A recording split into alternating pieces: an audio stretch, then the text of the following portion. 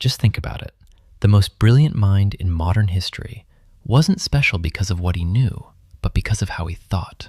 Here's the thing about Albert Einstein that most people overlook. He wasn't the top student in his class. He failed his first university entrance exam. He worked a desk job while developing the theory that would change physics forever. And yet, cognitive psychologists who've studied his journals, letters, and self-reported habits keep arriving at the same conclusion. His thinking patterns were distinctly, almost unusually, different from the average person's. And here's what makes that genuinely fascinating. Many of those patterns are learnable. Today, we're going to walk through 10 of Einstein's core thinking patterns, not as a motivational checklist, but as a genuine psychological lens. Because when you look closely, many of these patterns map directly onto what modern neuroscience and behavioral psychology now describe as the habits of deep, creative, adaptive thinkers. So, as we go through these, ask yourself honestly, do any of them feel familiar? Pattern 1. He thought in pictures, not words. Einstein famously said he rarely thought in language. His ideas arrived as images, feelings, and spatial sensations first. Words came later. Psychologists call this visual spatial reasoning, and research consistently links it to creative problem solving. If you've ever found yourself seeing a solution before you could explain it,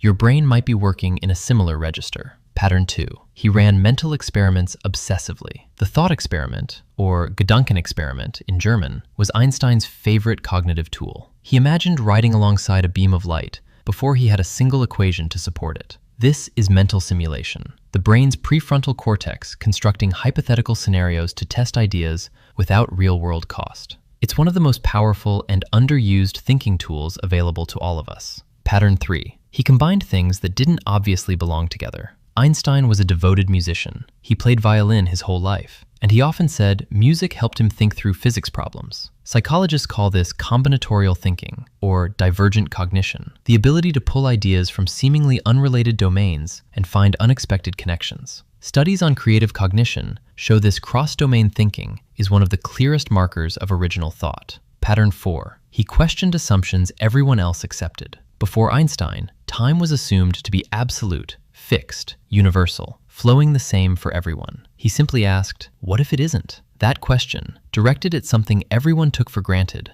unlocked special relativity. Psychologists refer to this as metacognitive awareness, the ability to notice your own assumptions and hold them up to scrutiny instead of letting them quietly govern your conclusions. Pattern 5. He simplified relentlessly. There's a well-known principle sometimes attributed to Einstein. If you can't explain something simply, you don't understand it well enough. Whether or not he said it exactly that way, his working style reflected it. He stripped problems down to their most essential components. In cognitive psychology, this connects to reducing cognitive load. Our working memory has real limits, and simplification isn't dumbing something down, it's making it workable. Consider this for a moment. We're halfway through these patterns, and you may have already recognized one or two in yourself. That recognition, it's not accidental. These aren't genius-only traits. They're thinking patterns that exist on a spectrum, and awareness of them is the first step toward using them more deliberately. Pattern 6. He let his mind wander on purpose. Einstein was known for long, unhurried walks. He napped frequently. He stared out windows. What looks like idleness is actually something neuroscience now takes seriously. The default mode network, a system in the brain that activates during rest and is deeply involved in creative insight, self-reflection, and connecting distant ideas. Constant stimulation suppresses it. Boredom, paradoxically, can be a cognitive asset. Pattern 7. He was driven by curiosity, not performance. Einstein's motivation was intrinsic. He wasn't chasing grades or approval. He was genuinely captivated by how the universe worked. Psychologist Edward Dici's research on intrinsic motivation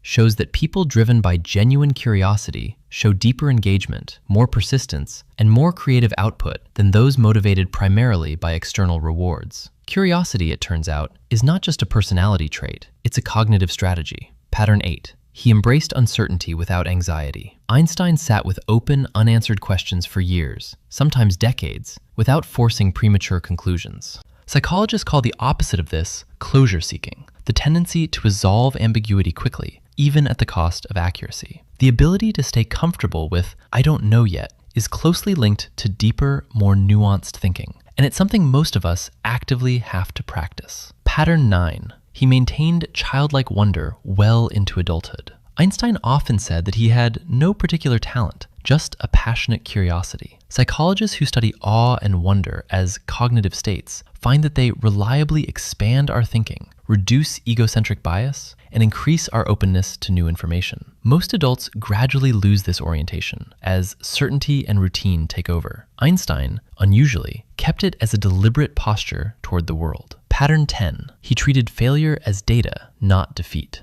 Einstein's path to his greatest insights was full of wrong turns, abandoned theories, and public criticism. But psychologist Carol Dweck's research on the growth mindset maps exactly onto how he processed setbacks, not as evidence of inadequacy, but as information that redirected the next attempt. Resilience in thinking isn't about being unaffected by failure. It's about what cognitive meaning you assign to it. Here's the quiet insight underneath all 10 of these patterns. Einstein wasn't operating in a different cognitive universe from the rest of us. He was using the same brain architecture, the same prefrontal cortex, the same default mode network, the same capacity for curiosity and imagination, but he was using it in ways that most people aren't taught and rarely practice. The question isn't whether you're capable of thinking this way. Research strongly suggests you are. The more interesting question is which of these patterns you already use naturally and which ones you might be leaving on the table. Think about that one.